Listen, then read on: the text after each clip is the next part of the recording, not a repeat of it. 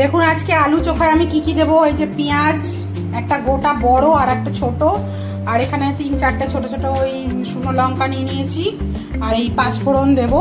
তো প্রথমে আমি এই কড়াইতে দিয়ে দেবো শুকনো সর্ষের তেল।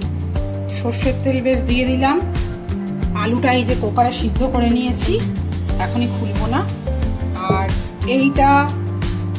এটা বাড়িয়ে দিলাম। আমি একটু কাঁচা কাঁচা তেলেই পছন্দ করি খেতে, তাই এই কাঁচা তেলেই আমি দিয়ে দেবো পেঁয়াজ। দারুণ টেস্ট হয় কাঁচা তেলে।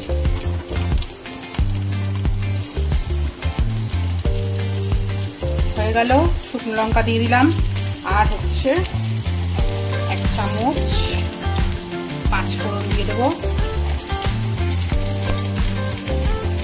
ব্যাস, এবার এটাকে নাড়াচাড়া করতে হবে।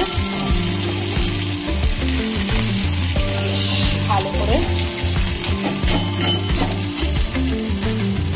কেমন ভাজা ভাজা হয়ে গেছে, এবার আমি গ্যাসটাকে বন্ধ করে দেবো।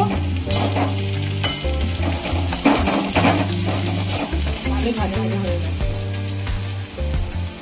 এবার এই যে এখানে আলু ছাড়িয়ে নিয়েছি, এর মধ্যে আমি দিয়ে দেবো 2 চামচ এরকম নুন দিয়ে দেবো।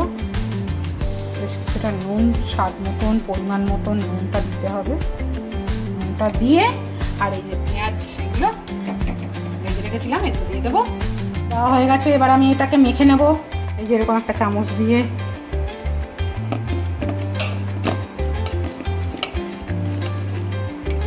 দেখুন তো কেমন মাখা হয়েছে। এইবার আমি এই কাচের বাটিতে তুলে নেব। দেখুন তো কেমন দেখতে হয়েছে, খাওয়ার জন্য রেডি। তাহলে আলু চোখা, ভাত আর ডিমের অমলেট হলে কেমন হয়?